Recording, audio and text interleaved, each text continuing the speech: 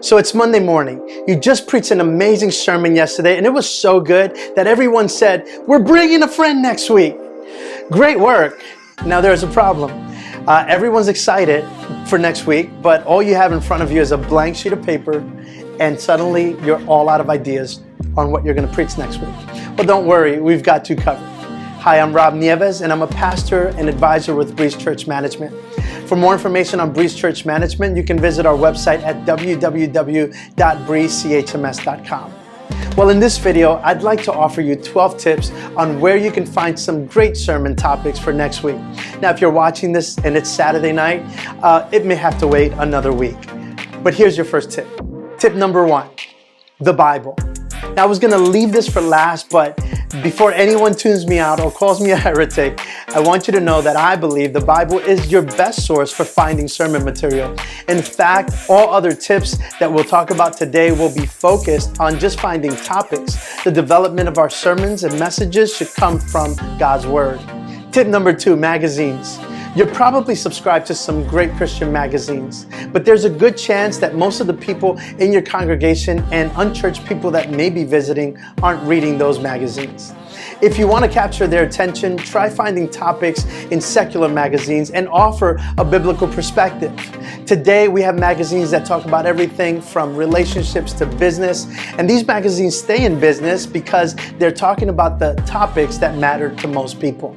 I'm not suggesting that you develop your sermon or your message from the magazine content, but it is a good place to find a topic that will interest your audience. Tip number 3, the news media. Now, this is tricky, but we have to admit that the news media knows how to keep people's attention. Therefore, it's a great resource when trying to find topics for your people. How you handle those subjects can be challenging, but offering a sound biblical perspective with a Christ-like attitude should work just fine. Tip 4, social media. Today we have Facebook, Instagram, TikTok, etc. Taking note of what people are posting will give you insight into the topics that are most important to people. For this, what I recommend is that you sit down with a notepad and just jot down notes on the common themes that you're finding as you scroll down people's feed. Now, be careful. Making general observations is probably what's going to keep you safe.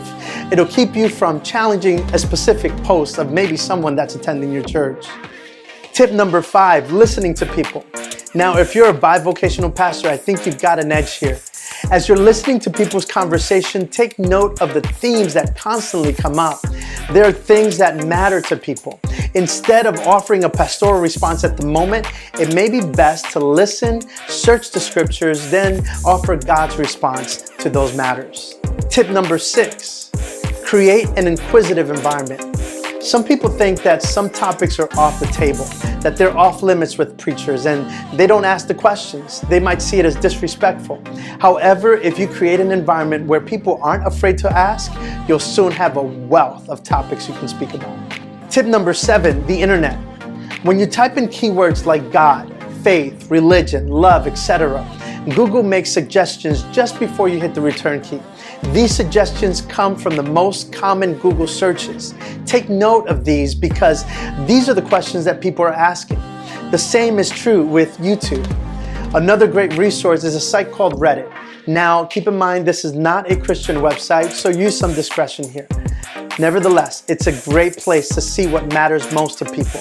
With Reddit, people post articles and the Reddit community votes them up or down. Therefore, the top posts are the topics that matter most to people. Tip number 8, TV shows and radio. Whether we like it or not, TV and radio often set the pace of our society. Much of language and culture comes from what we see on TV and hear on the radio. Therefore, being mindful of the topics that TV and radio bring up is essential in finding topics that would be relevant to our people. Tip 9, Christian books and devotionals. I heard it said once that leaders are readers. I believe this to be true. As you continue to lead and read books, you'll find a wealth of topics that you can cover, always staying away from plagiarism and giving proper credit to those authors. Tip number 10, personal journals. Perhaps you keep a prayer journal. These are really intimate moments you've had with God and things God has probably helped you overcome. there's a good chance that other people have been through similar struggles. So go through some of those topics and search what are some of the things that God has been ministering to you. It's probably something God needs to minister to someone else. Tip 11, podcasts. Today we have a plethora of podcasts where ideas and topics are shared. Even a brief look at just the podcast titles can stir up some sermon topic ideas for you. And last, tip number 12, other sermons. Again, I'm not encouraging plagiarism, but there's nothing new under the sun. Other sermons can stir up ideas that perhaps weren't even fully discussed in someone else's sermon. As I get older, I realize how little we can communicate in just 30 to 45 minutes. Therefore, pastors often leave certain topics untouched during their sermon. These are great opportunities for us to go a little deeper in some of those missed topics.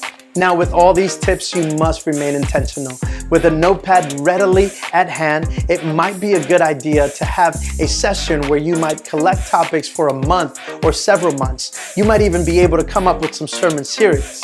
I hope these tips have been helpful, and if they have, go ahead and like this video and subscribe to this channel. Thank you so much for watching.